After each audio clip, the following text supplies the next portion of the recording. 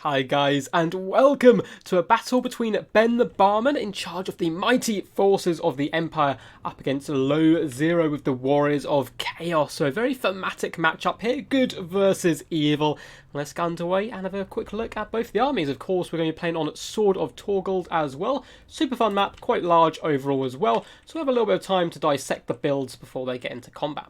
Now, quite tight formation here by the forces of the Empire. We have the loyal shielded spearmen in the front line.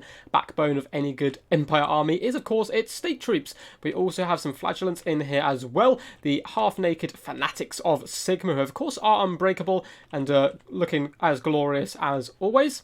We then have a mixture of Sigma Sons and more Spearmen as well for the front line. Sigma Sons also unbreakable, so a nice unbreakable centre here with some Spearmen to hold the flanks up against cavalry. In the centre pocket we have a couple of units of Great Swords, which is a really nice pick here. Can deal with Warriors of Chaos very effectively, and of course are just that little bit too elite for those poor Marauders. Should be able to cut them to ribbons quite nicely, so I like the 2 units of them indeed. In the back line we have some more Spearmen as well, and it looks like for range it's gone quite minimalistic. We just have the Free Company Militia, of course can fire their pistols, but no artillery it seems, which is always a nice mix-up. Looks like we have some Outriders in the back protected by Empire Knights. We have a Jade Wizard coming in with Regrowth and Earthblood, so basically just here for the healing, and he's of course going to be healing the mighty Karl Franz, the Emperor of Man himself, flying on top of his very glorious looking Deathclaw here.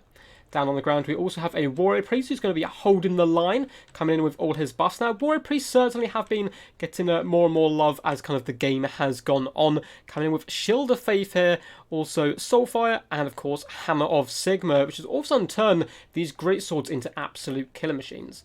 Looks like hidden in the forest over here, we do have the Royal Altdorf Griffites as well, regiment-renowned Demigryph Knights. These guys obviously do some fantastic damage overall, very, very elite, coming in with that anti-large terror and all that good stuff. So overall, pretty damn fun Empire build. Now if we have a quick look at the forces of Low Zero here and the Chaos, we have some Marauder Horsemasters on the right hand flank being protected by some Chaos Warhounds with poison. In the front line we have cheap and cheerful Chaos Marauders, gone very, very wide here. Chevron up Marauders should be able to tear apart state troops very effectively, clearly expecting some form of cannon play and so forth where he can swarm effectively. We have Mirror Guard as well, regiment-renowned Chaos Warriors. These are the elite of the forces as we can see so far. And then Chaos Marauders with great weapons as well in the secondary line, just to add a little bit more punch to tear way through armour. Looks like on the left-hand flank we also have some Marauder Horsemasters, just the 1 unit this time, but once again protected by Chaos Warhounds with poison. For Leadership Corps we do have Safroyel, or Safrael?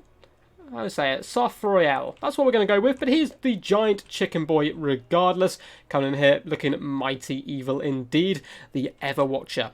He's going to be coming in here with Standard Die as you expect and Arcane Conduit, but spell-wise, Plague of Rust can be very effective at nuking down Demigryph Knights and so forth. And we also have Searing Doom as well. No final transmutation, which is quite interesting, but of course is unbreakable and a bit of a beast anyway, can push through lines very effectively and very resistant to magic and missiles. We have Exalted Hero up in the sky, I believe 1 of 2. So yeah, we have 2 of these guys.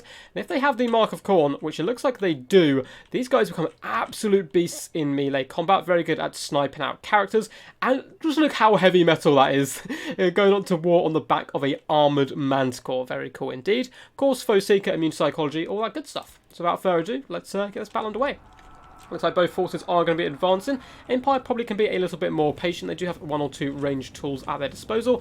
Looks like Karl Franz well just floating over to the side here to scare away these Chaos Warhounds. Doesn't want to get tangled up with these Horsemasters too much, though they can do some really nice skirmish play.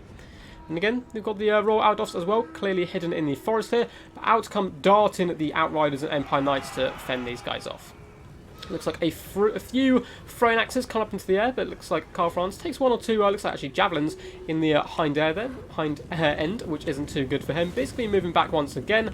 Royal Adolf Griffites also trying to chase down these Chaos Warhounds, but the Warhounds are very fast indeed, going to be padding through the forest there and trying to buy some time until the front lane does engage, where they'll then be able to swoop down and take on a few more of those choice targets. So very nice position in here by Ben the Barman, taking the high ground here. As you can see, he is on the slope. And if Obi-Wan has taught us anything, fight on the high ground certainly does have its advantages. But it looks like the brave warriors of Sigma, just so they say that, decide to charge down, get a bit of momentum going on their sides, and to meet the warriors of Chaos in glorious combat. So in come the Sigma Sons, crashing in to the Chaos Marauders, Going to be a very epic bloodbath indeed, with the help of the Warrior Priest here, dropping Shield of Faith, giving that damage resistance, plus 24 melee attack with the Hammer of Sigma. These Sigma Sons and Great Swords are going to absolutely annihilate this Chaos Marauder front line. In the back lines, looks like the Exalted Hero tried popping down on the Free Company Militia, but with the Royal Adolf Griffites, very wisely decides to fall back there and flee. As you see, the battle is underway. Both of the Manticores now coming in to try and snipe Karl Franz. And a really nice play here, dropping Plague of Rust, minus 60 armor. He's going to certainly taken a bit of a pounding, but at the same time, the Reichling Runefan and Garmaraz is popped, and he is just dishing out so much damage so quickly, these guys aren't even getting a chance to strike. Nice play in the back here. We do have the Chaos Warhounds have rallied here, going to be coming down on the Free Company Militia as the Searing Doom does come in, doing some pretty damn okay damage there. They're now certainly going to get swamped. As we can see in the front line, the forces of the Empire done pretty good so far, breaking off Chaos wherever that Warrior Priest was, and even where he's not, they're holding the lines quite effectively here. One unit of Spearmen holding up 3 units is fantastic value on that flank.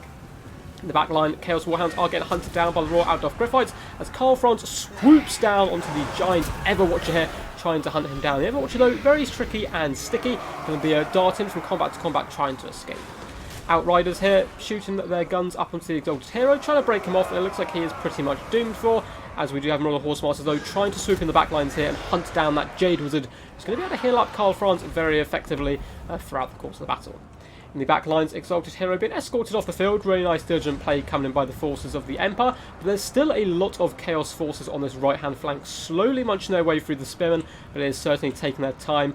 And the men of the Empire are starting to reform a second line here with their elite troops, Sigma Sons and Great Swords.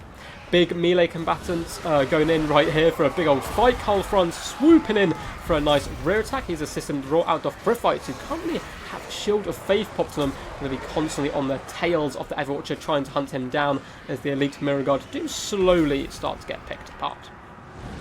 Going to have a little bit of a skirmish off here. Marauder Horsemasters throwing their axes or javelins into the Spearmen, which obviously isn't a particularly good target. They really need to get on top of the outdoor Griffites and also Karl Franz himself. And in the back line, we have a few bits of skirmish as well with some Empire troops who did overextend a little bit in the hunt for blood.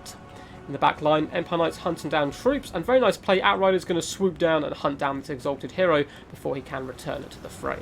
Now, in the main engagement here, Great Swords doing a fantastic job up against Chaos Marauders, who do have stand or die on them. They're fighting their best, but the momentum of the battle certainly in favour of the Empire here. For their Jade Wizard is looking like he's tangling it with a mighty foe indeed here, getting flung backwards here.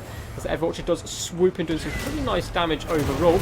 Another Searing Doom does come in as well, but it looks like for the most part it actually just hits Chaos Marauders, with the Great Swords managing to just about get out there in time.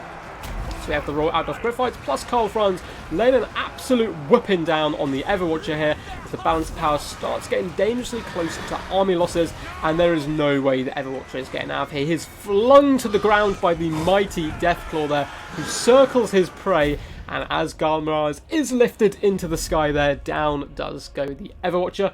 It looks like that is going to concede at the very end there. So let's go into the end stats and have a little look. So a Pyrrhic victory indeed, taking some pretty heavy losses overall, the Empire, but at the same time I think they were comfortable through the majority of the fight.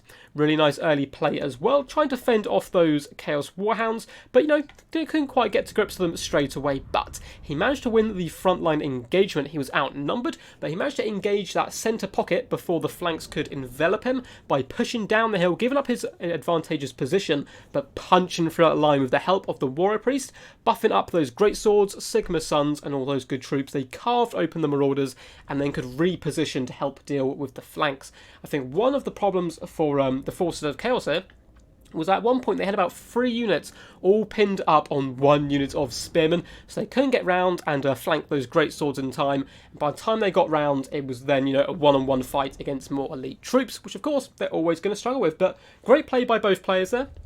As you can see, some pretty good kills on the Marauder Horsemasters overall, and quite nice skirmishing coming in by Low Zero, a very talented player himself. But well done to Ben the Barman. The forces of the Empire can rejoice. So I hope you guys did enjoy this video. If you did, please do consider leaving a like and subscribing if you want to see more Total War Warhammer content. Anyway guys, until next time, peace, and as always, stay awesome.